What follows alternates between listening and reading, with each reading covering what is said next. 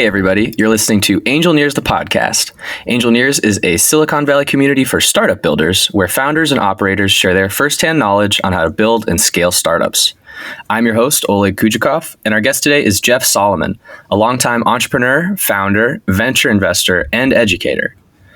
Jeff is a six-time founder with 3 exits, most notably selling his SaaS CRM company Velocify in 2017 for $128 million. He co-founded the accelerator Amplify.la in Los Angeles with over 100 investments across 5 funds. He's been teaching high school entrepreneurship for 6 years and is one of the top advisors on Clarity.fm. Today, we're talking with Jeff about the art of customer development. But before we get into that, Jeff, welcome to the show. Thanks for having me. It's great to be here. Yeah, excited to have you here and to learn a little bit about customer development. Before we get into that, why don't you just tell us a little bit about yourself and how you got started as an entrepreneur? Well, like you said, I've had a lot of different experience. I've been on both sides of the table as a founder, as an investor, as an advisor. I really didn't know when I graduated college what an entrepreneur was or what I was going to do. I was never the best student. And my first job, I sometimes tell this story, my first job out of college, my dad had a buddy that was in YPO. My dad was a YPO guy. And he said, go see him. He's got a company. He might have a job for you. And I go meet this guy. I didn't know what I want to do. And he says, well, your dad's a smart guy. And I don't know what you're going to do, but you'll figure it out. And he hired me. And this was a manufacturing company. And I actually learned a lot at that job about product development. You know, we had to come up with ideas, so that, I really liked that part, and then figure out how to make them, how to package them, how to market them, how to distribute them, all the steps from idea to actual sales. And I did not fall in love with manufacturing as a means to develop product, but I did fall in love with the product process in general. And at that time, I started to explore software, and I discovered that it was a lot faster than manufacturing, and it was a lot more fun for me. And so that's when I started building, software and businesses around SaaS and different kinds of software. And it was the same general principle. Like, you come up with an idea, figure out, are you solving a problem? Bring it to market, figure out how to get customers to find it, and all that stuff. So I took those learnings from those first couple of years at that manufacturing company and, headed off on building businesses. And I guess I sort of just became an entrepreneur along the way. And until the last 20 years, entrepreneur was almost a bad word. It was like, oh, you were lazy if you were an entrepreneur. That's sort of how it was in the late 90s. And obviously that's not the case today. It's very, it's the new rock star in a lot of cases. It was a sort of accidentally becoming an entrepreneur, I guess you could say. Can you tell us, you don't have to go into each company, but can you tell us a little bit about the companies you started and maybe, what kind of problems they were solving? Yeah, well, I'll start with my first company. Didn't solve any problem. And that's where I learned the hard way, about customer development. We built a very cool piece of software that people thought was neat, but really wasn't addressing a need, and people just didn't care that much. And so it didn't really grow. And we raised a little bit of money, and that company crashed and burned. And it was a huge learning experience. I was young. I was, early 20s. And I realized that I didn't know the concept of customer development. It really hadn't been formulated at that time quite yet. But I knew that we had to build something that people wanted, which sounds obvious, right? Intuitively obvious. But surprisingly, even today, so many entrepreneurs, either forget or neglect to think about that. And so that was the first business. And then, I didn't know what I wanted to do. So I started consulting and just building software for hire. And during that time is when I discovered a real problem and a real pain that we were able to spin off a company, which ultimately became Velocify, where we essentially looked at all these companies we'd been building custom software for, and we determined that a lot of them had a similar issue, a similar need. And we talked to them and explored that, and we stumbled upon this very acute pain of managing leads. These companies, especially in the mortgage space that was very hot at that time, had a ton of incoming leads, and they didn't have a great way to manage them. And a traditional CRM system like Salesforce really wasn't optimized for the high velocity that these B2C companies were engaging in terms of the sales velocity. And so that was the first time I really discovered a pain point, and we built a product that met that need, and it was a rocket ship for the first couple of years. All right. Well, you clearly have a wealth of experience, and you've kind of taken your learnings from your various companies, and you've started this course on customer development. So, I'm holding off on taking the course, but hopefully I can learn a little bit on this podcast. But I did see it's available on Udemy. I do have an account, so I might come back to that. But for now, we're talking about customer development as a skill today. So as a skill, where does this customer development stack in terms of how important it is for entrepreneurs and why? I mean, I think it's the most important, very first thing that you do, because everything is built on it. That first example of that company that failed was purely because I didn't do that. I didn't talk to customers. I had no real idea of what their needs were. And it's so easy for entrepreneurs to assume that someone or a large group has a particular problem when you actually go talk to these people and you ask questions in a particular way. Often you discover that the need is not what you thought, or there's actually a bigger need that you didn't even realize. And so, when I talk to, entrepreneurs and founders, this is the first thing that I get into. And it's often the thing that is largely overlooked or done weakly, not well at first. So it's critical. And what's the history behind customer development? Well, it's actually, it's been around for a long time in a lot of different, areas. In my course, I talk about the Toyota production system, which was created in 70s and 80s. And they really figured out a way to optimize a process and develop great cars from it. And a lot of the modern day customer development is sort of based on Tachi Ono's process. And it wasn't until Steve Blank and Eric Ries and the lean startup movement that it really started to become formalized.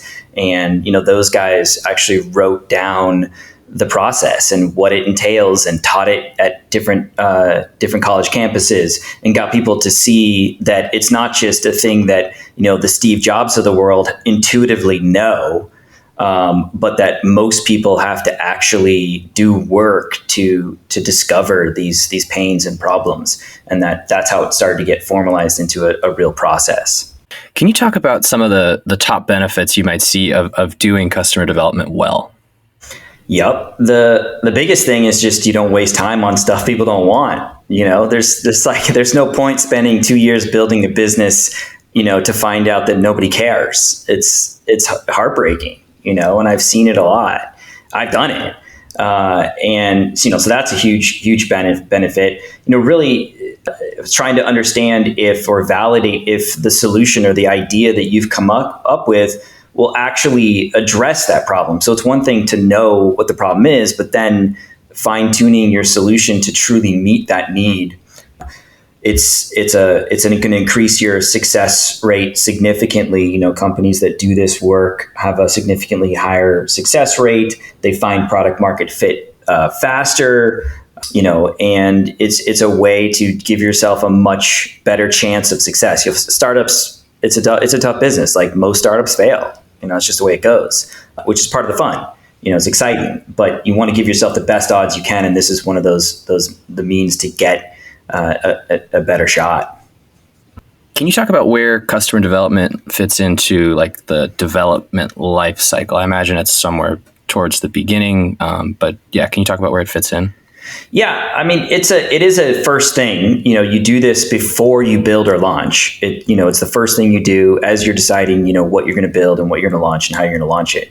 But it's also something that is ongoing. A lot of great companies are doing this every day. They're talking to their customers. They have a product that works. Even take McDonald's, for example, right? They have a product that works. People are going to keep going to McDonald's to buy food, but they're still iterating. They're still innovating and still trying to figure out ways to meet the needs of their changing customers and new customer segments, which maybe they weren't serving initially, or maybe they've learned to serve because they didn't serve before. So it's something that you just have to always do, and you really want to incorporate it into the culture, the bones of your organization from day one. All right.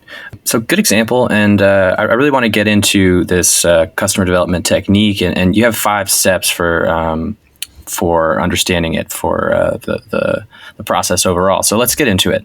Step one is called developing a problem hypothesis. Can you walk us through this step and maybe give us some examples of developing a problem hypothesis? Yeah, so a problem hypothesis is essentially, who you think the customer is, what you think their problems are, and what benefits they get, from solving these problems. And it's a hypothesis. It's a best shot at coming up with that. The best way to kind of formulate that is to put it in the format of a user story, which is something to the effect of, as a user persona, I want to perform this particular action so that I can accomplish this goal. And so as an example, you might say that the user persona is a firefighter, and the behavior they might do is wear fireproof clothing. And what they get out of that action is they don't get burned, right? So let's look at a couple like real world examples, and these are ones I just kind of wrote out, so they may not be exactly as they would imagine it, but I think they're pretty close. So with Twitter, for example, as a user, I want to be able to share short ideas with my friends so that I can stay connected without spending a ton of time writing. And then maybe another one, LinkedIn, as a business professional, I want to organize my work experience online so I always have an updated resume to share. So it's a really simple and straightforward statement that essentially tells, who you think the customer is, what their problems are, and what benefit they get when you solve that problem. And that's what a problem hypothesis is. And do you always have to develop a problem hypothesis, or can you go out and discover it, like when you speak to customers? What if you skip this step?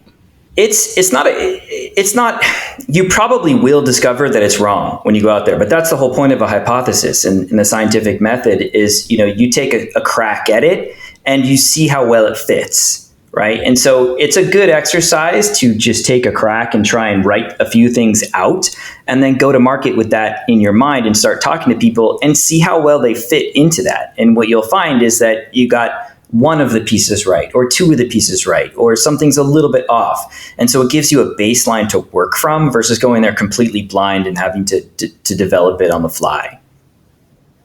Okay, let's move on to step two, connecting with customers. Just talk about what the step is and what are some useful techniques that entrepreneurs might be able to use here. Yeah, so in this step, the goal is to figure out who they are, what they do, what they're like, what they don't like, where they work, where they play. You're just trying to learn everything you can about the customer. And inside of that learning you're gonna discover the problems.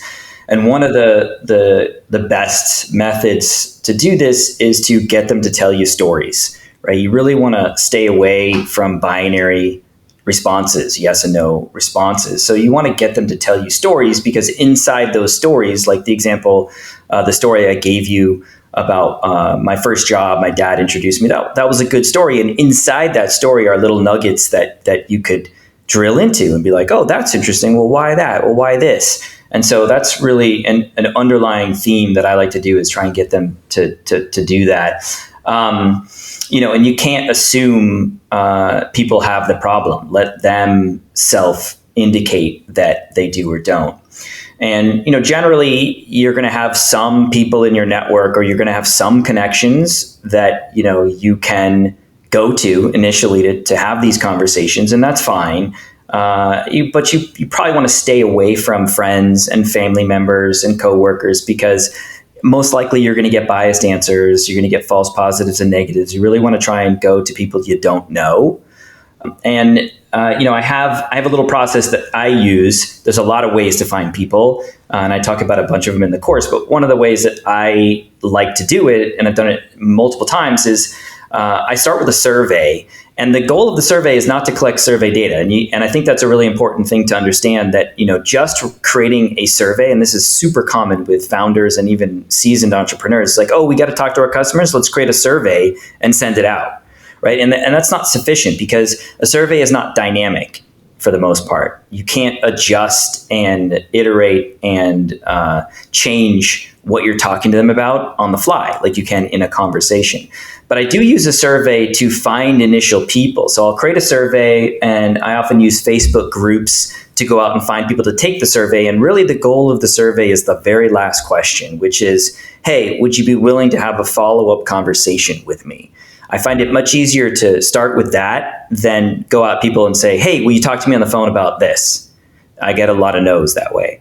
But it's very low difficulty and low risk for someone just to fill out a 10-question survey. A lot of people are nice, they'll do that. And 20 to 30% of those people will say, yeah, this is interesting. I'll share on the phone with you for 20 minutes. And that's often how I get my initial group of people to talk to that I don't know.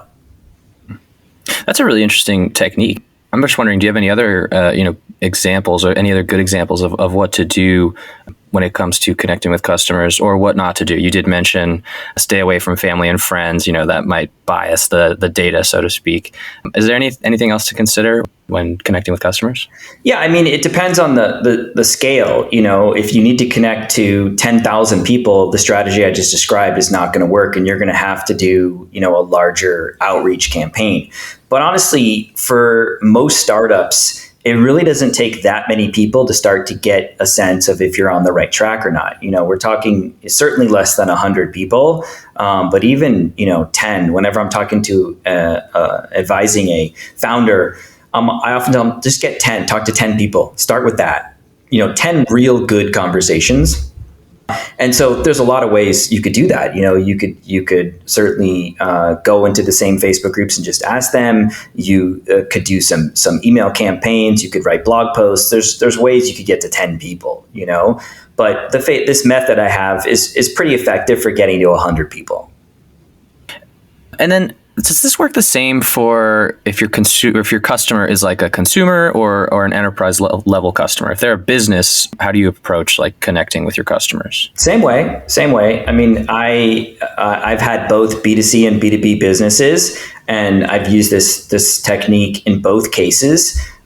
Where I go to plant the survey, that the Facebook groups are different. If I'm looking for product managers, like in the case of a current startup I'm building called Markup Hero, we wanted to talk to product managers, and there's a ton of places where product managers hang out for information and talk to each other. And I went in there and I started to build relationships and asked them to take my survey. And then, for another business, I had a mobile app that serviced super intense geeks like anime and role play and just super hardcore geeks. It's kind of an interesting story how I got into that. I actually probably would consider myself a bit of a geek, but not like these people. And we just sort of stumbled upon this. This was an accidental find. But point of the diversion is, when I wanted to find more of those people, I had to go into different spots. There are, anime forums and places where I could find those people, and they wanted to talk. They wanted to share about what they do, and they were passionate about it, and it was fairly easy to talk to a lot of them. Yeah, there's just so many ways to connect with people nowadays. Let's go to step 3. How do you prepare for these interviews? Can you just give us a brief overview of this step? Yeah, so I like to start with what I call an interview framework, which is very different than a script. I really encourage people not to write a script. It's really hard to stick to a script because the conversations, as I said before, are dynamic. Somebody will say something and then that will take you off script and then you're in trouble. So it's more of an outline of things that I want to cover and an outline of things that I can reference back to as the conversation goes on.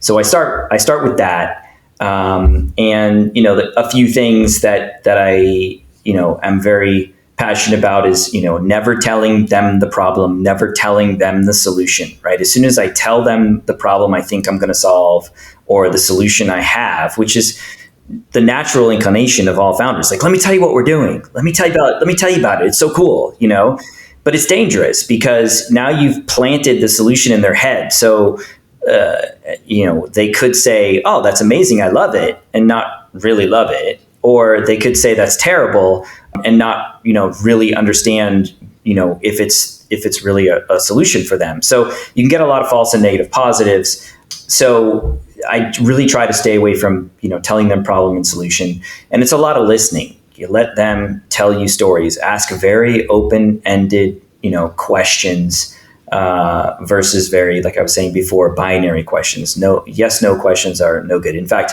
in my class, my high school entrepreneurship class, which starts, my 6th year starts next week, we have this really cool exercise where I give one student a note that says, you need to find out what this person had for breakfast, right? And they cannot ask them what they had for breakfast. They have to ask them other questions that would get that person to tell them what they had for breakfast. So it's a really fun exercise, and they have a blast doing it. And it's really hard. It's really, really hard to do it. And, we do that for a couple of days and all different random topics. And it puts them in that mindset of, how to have a conversation with someone to get them to tell you something that you don't want to tell them what you're asking for. It's tricky. And that's a great little exercise that you can practice with. So those are some of the, the processes, and really the open-ended questions are key. Like, I'll give you a couple examples. Someone might ask, like, a typical question would be like, how often do you walk your dog? 2 to 3 times per week. Well, that's not a great question, because you're kind of planting the 2 to 3 times per week versus a question like, tell me about the last time you walked your dog.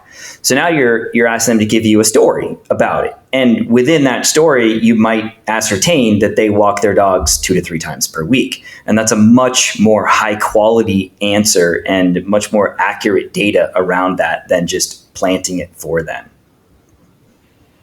Yeah. Could I ask what you've eaten today in that game, if we were in your class? No, you couldn't. No, you'd have to say, like, tell me about your morning. That's what they would start with. They'd be like, oh, I woke up. Be like, what did you do first? Are you full right now? Like, all kinds of random questions they come up with, and some are good and some are not. And, half the time they get to the right answer, or they get them to tell them, and half the time they don't. And it's a lot of fun. And the rest of the students don't know what the person is getting at either. So they're trying to discover what it is that the one student is trying to extract from the other student. It's pretty fun. I should take a video of it this year and post it on YouTube, just so people can see. It's pretty funny. Yeah, it does sound like a fun exercise. I was just kind of curious about, like, the rules around, like, I know you can't ask, like, what's for breakfast, but can you ask a similar question? It sounds like you can't. Yeah, you can. I mean, I try to push them away. If I start hearing them going down a path where they're getting too specific, I'll say, like, I'll buzz them. No, go a different direction. Gotcha. Okay. Well, point being, open-ended questions, a great way to have interesting conversations, and closed-ended questions, good way to end up at a closed, short answer. Yep. So let's talk about the ideal or optimal format for these customer interviews. How much detail goes into your framework, and how long should they be, or any other details I'm sort of not seeing here? I think when you're doing this for the first time, or you're early at this process, then you want to create a more detailed framework. You want to really cover a lot of things that might come up and have a lot of pointers and a lot of bullet points to touch on, because a lot of times what happens, you'll get into a conversation and then it'll just kind of die and you won't know. This is very common. I watch with my students. They go in, they have a few questions, and then it just sort of dies. And the person on the other end feels awkward, and then it just kind of ends. And so for newbies, I would say come with a pretty detailed document that you can have in front of you that just gives you some directions to go and a lot of these open-ended questions to ask. As you get more experienced, I think that can get smaller. One, you'll remember a lot of the same tactics and techniques, but two, you'll just get better at having conversations. I think, like you said at the top of this podcast, you want to have a style where it's very conversational. We're just, we're having a dialogue. We're talking about whatever comes up, and it's kind of relaxing and fun. And that's the goal. That's exactly what you want in these kinds of conversations. You really don't want it to be like a yes/no interview, like a job interview.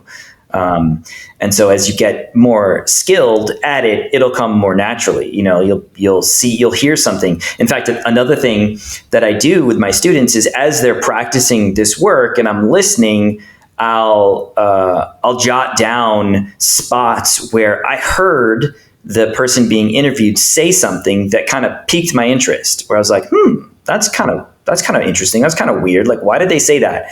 And then invariably my student will just skip over it and move on to his next question. And at the end, I'll ask the students did they hear anything, and occasionally they hear, and I'll point out, be like, remember when they said this? That was a weird, like, interesting little nugget. Like, let's dig into that. So I would really encourage them to unpack that. Oh, well, what did you mean when you said this? Well, tell me more about that. That's really fascinating. I've never heard that before. And let the person go deeper on that. Those are the things you want to be looking out for.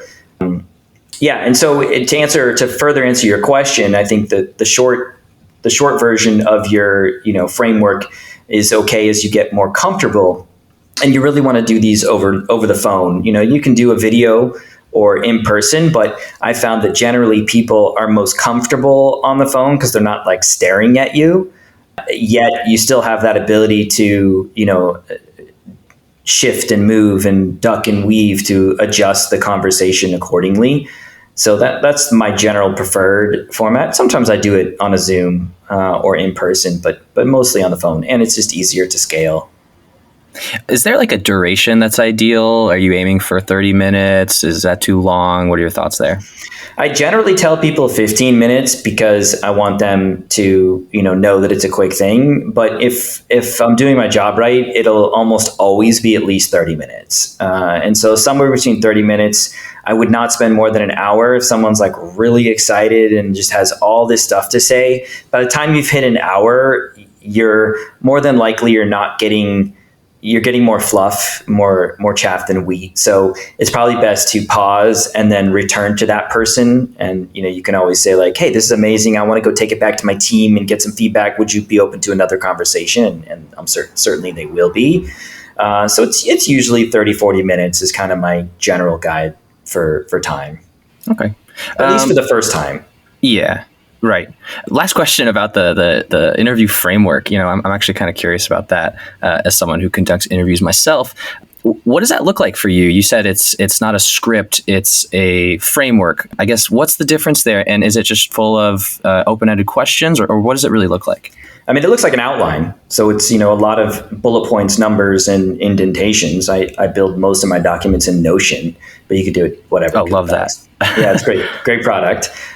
And, I start with sections. So I'll have like, here are some open-ended questions. So I'll have a list of 10 open-ended questions that I know I'm going to be able to go back to. So I have that at the top where I can always feel back. And then I have bullet points of,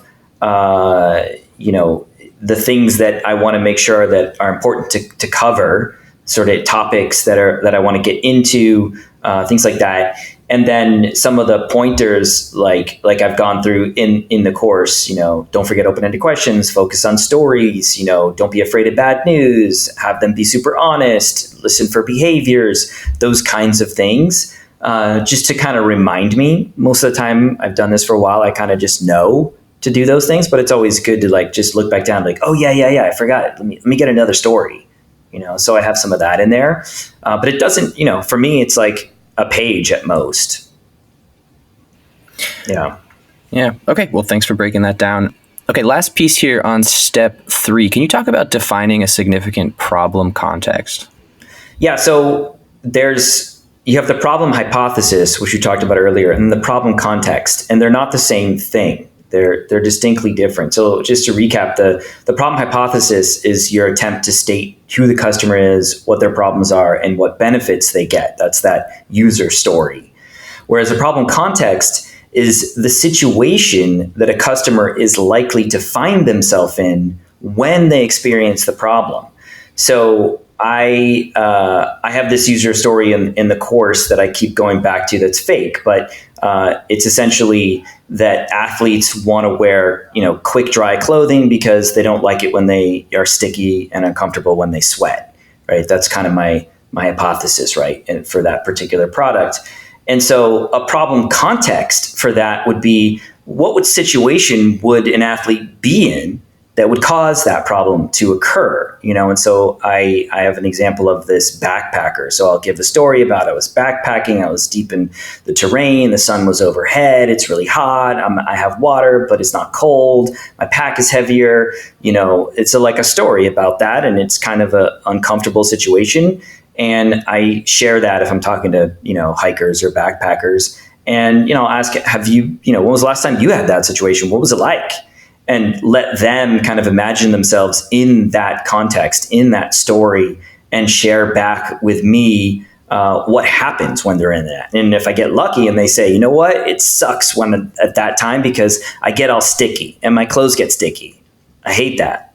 I'm like, bam, okay, cool. So that is a problem, right? That does happen to you, right? And then I would dig into that. So it just creates a space for the person to share their problems, and they may even share a solution, right? They may have already solved it as well, which is great to listen out for, because sometimes the customer will have a solution that isn't mass marketed yet. And you can just build that, Right. And you mentioned earlier you don't want to, bring the problem or the solution to the interview. So is this problem context kind of a way for the person you're interviewing to arrive at those? It's exactly what it is. Yeah, That's exactly what it is. It's a situation where if they're going to have that problem, this is a likely scenario that would cause it.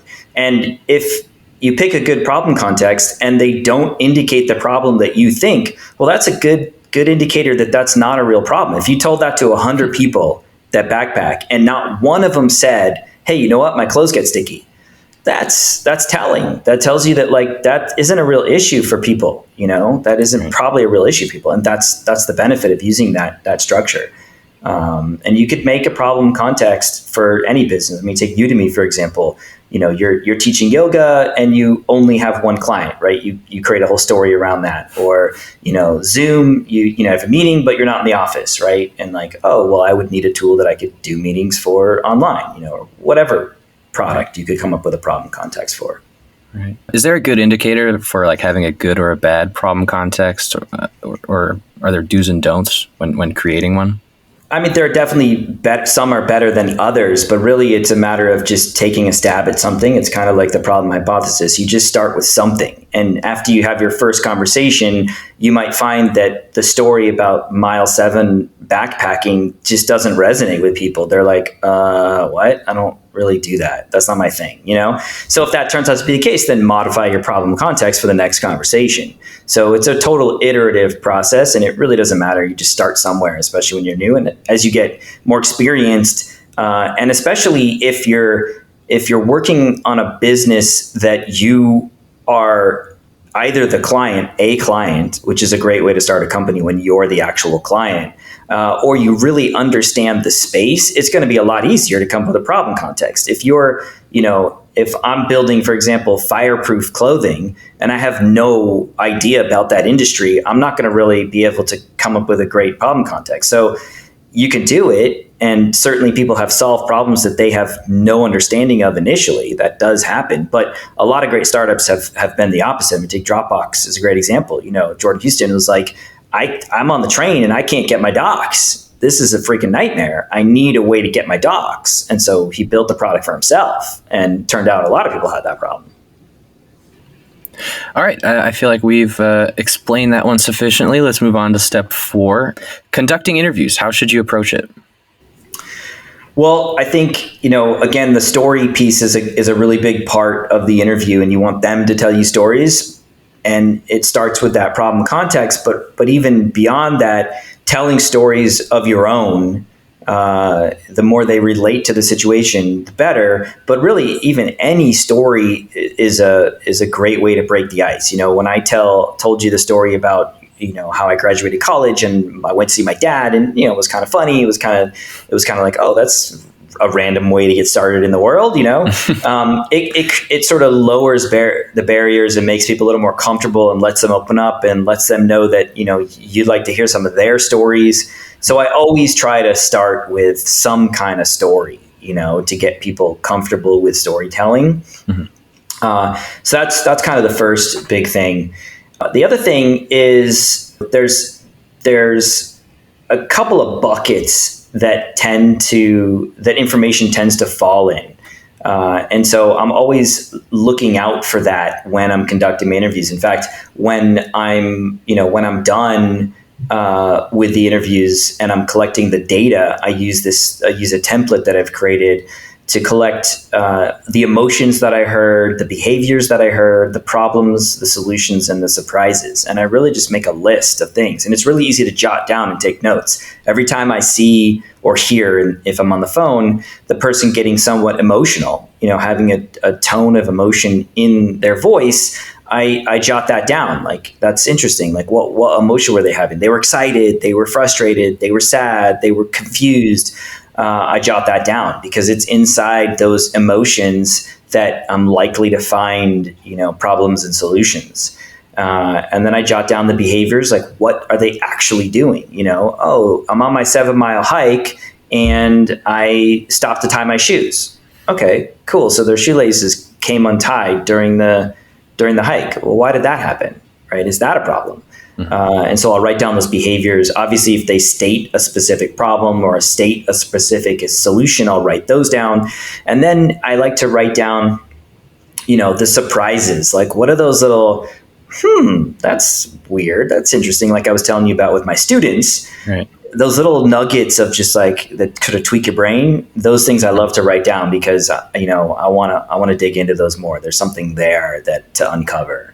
And at the end, I really try to answer, do I have the right target customer? Do I understand the problem clearly? Is the problem meaningful and impactful? And again, that's something we didn't really talk about, but there are levels of problems, right? We all have problems every day. Some are more meaningful and impactful than others.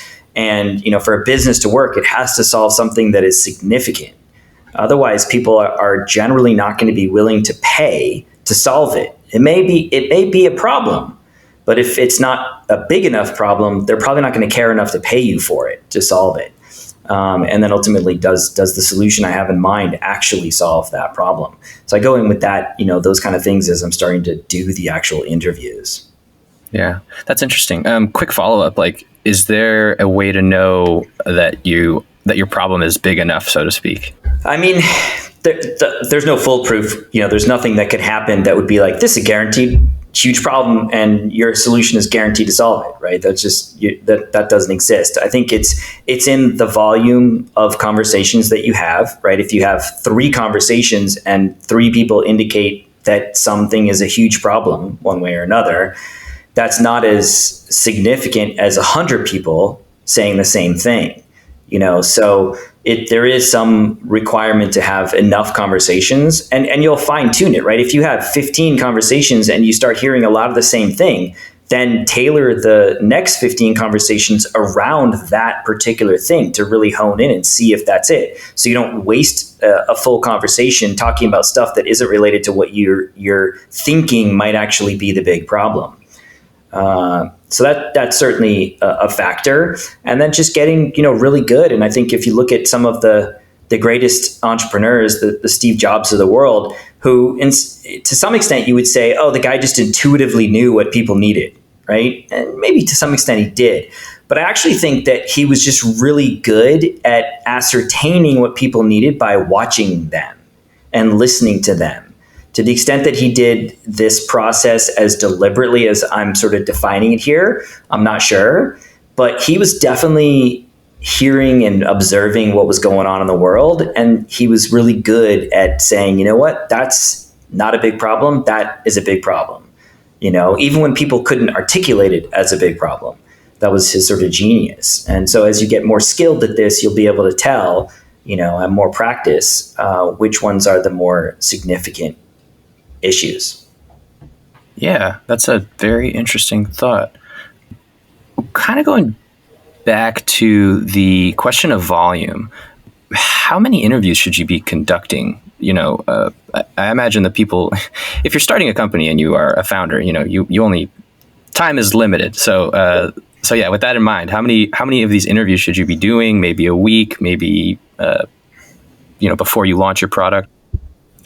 I mean, the more you do, the better. This is a great story. The company Twilio, which you're probably familiar with, were hugely successful. Jeff Lawson is the founder, and I remember meeting with Jeff years ago Velocify was a huge client of Twilio's in early days when Twilio just launched. We were at one point actually for a good year and a half the largest client of Twilio. And I remember meeting with him right as he was founding the company, and he was telling me he spent a year prior to deciding to launch Twilio talking to people and evaluating things and really trying to decide what problem he wanted to solve. And he eventually came to the idea of Twilio. But he literally spent a year, and I didn't know that much about customer development at that time. And I was like, what? You sat in your room in your house for a year and with one other guy to like figure out what to do? I couldn't even fathom it. So that's a good example of spending all the time you need to get the right answer and it working out really, really well. But for new founders that are probably doing 0 interviews, I tell them just do 15. Like start with 15. Like see what you get from 15 conversations. Good conversations, not like 5 minutes. Like, hey, I'm building this thing. What do you think? Like that doesn't count, right? But if you have 15 and you start to hear some insights and some stuff, then hopefully you'll be a little motivated to do another 15. I think somewhere between 25 and 100 is kind of where I would start to feel comfortable to actually build a product. And what's the ultimate list of questions you should be asking? You've mentioned, you want to ask open-ended questions, not closed questions, and you want to get people to tell stories. And I imagine you're in that interview trying to validate or devalidate your problem hypothesis. What kind of questions should you be asking to do that? Well, the ultimate list of questions is not my term. That's Mike Fishbein's. And if you can pop his link somewhere, I'd be grateful because I love this list. He's got a customer development article where he lists out from years of practicing this stuff all these questions, and he breaks it down by different category: customer segmentation, problem discovery, problem validation, problem product discovery, all these different things. And he has a ton of these questions that he's used. And I still go back to this document every time I'm going to embark on this exercise because it's just one of the best out there. And there's no reason to reinvent the wheel when he's got a good one. And it's a lot of the stuff I'm talking about. It's if you're looking to validate whether the problem is a real problem, he's got specific questions for that. How important is it to you to do these things? Tell me about the last time that you did these things. How motivated are you to work on this thing? Those kinds of questions. So it's a great resource that I recommend to sort of all my students and companies that I work with. Yeah, we will try to get a link in the show description. Let's move on. Step 5 and the last step: validate, iterate, or pivot. Tell us about this step. What kind of actions are you taking after you've done the customer interviews? So, as I said earlier, I like to bucket all the feedback and insights that I got into those categories: the emotions, behaviors, problems, solutions, surprises. And I try to do that as quickly as possible because a lot of times I forget. So right after the interview, I try to write it down in this Google Doc that I have. And then after I've done a handful, maybe 2 or 3, I'll look at those and look for patterns. See what some people are saying that's different, things that people are saying that are similar, areas that I was surprised about. And I take that information and I revise my interview framework. I start by revising my problem hypothesis. I revise my problem context. I choose more distinct questions that keep me in the vein that I'm trying to discover. So I'm constantly iterating my process as I go after every few interviews. And the same goes for after launch. So if you're continuing to use this process as you should after you've launched your MVP or your first version of your product, whatever it is, and you start talking to your customers that you've acquired, which is great because once you launch a company, you're going to start having some customers and you can talk to them. And pretty much anything always has at least 1 or 2 like super excited people. Like there's always somebody for everything. You can't necessarily build a business with 2 ecstatic customers, but you should be able to get a couple customers that are just super excited to talk to you. And, so talk to them And now you're iterating two pieces. You're iterating the process of interviewing and what you're asking and what you're trying to discover, but you're also iterating the product itself, which is one of the reasons why, it's dangerous to launch a super, super, super deep baked product with tons of features, because you're probably going to get it wrong first. So you want to leave yourself room to be like, okay, I could adjust this or change that or add this or remove that, and not having spent a year or longer building out this very first version. That's why they call it an MVP, because you're trying to really prove out that, all this research that you did and all these interviews you did to determine a problem and build a solution for, you're trying to prove that it's actually working as fast as possible. So I pass that information back into the product development process as well. And do it all again. All right. Well, thanks for breaking that down. We've kind of concluded the customer discovery portion, and now I'd just like to ask a few kind of bigger picture, entrepreneurship types of questions. So first one, what did you find to be the most challenging throughout your entrepreneurial journey? I as a kind of person that just likes to do stuff and build stuff and is sort of very on his game and able to do a lot. I'm one of those entrepreneurs that can do a lot well, but I'm not an expert at any one thing. I found myself saying yes to a lot of stuff. Whether it's yes to my own ideas, yes to people that are, work for me or that I work for. And it's impossible to do everything. There's a great book called Essentialism by Greg McKeown. I don't know if you've read it. Good one. And it really breaks down the importance of focusing on the most essential things, and everything else is secondary or not at all. And he has a great line in there where you want to live by the mantra, I can do anything, but I can't do everything. And I don't think I lived by that mantra for most of my career. It was more like, I can do everything and I will do everything, and that's just not realistic. And it's tiring, for one, but it also leads to inferior results, because you try to do 10 things well, and it's hard enough to do one thing well. And incidentally, as it relates to customer development and finding those problems, in my experience, especially with software in particular, but I suspect this is the case with everything, it's often one or two features, one or two things that are the reason people stick. You may have 100 cool features, but in the end, it's just one or two things that they can't live without, that make them willing to pay for your product. And it's more important to find out what those one or two things are, and not focus on those 98 other things, because they're just not going to have the impact. They're just not the essential, most important things.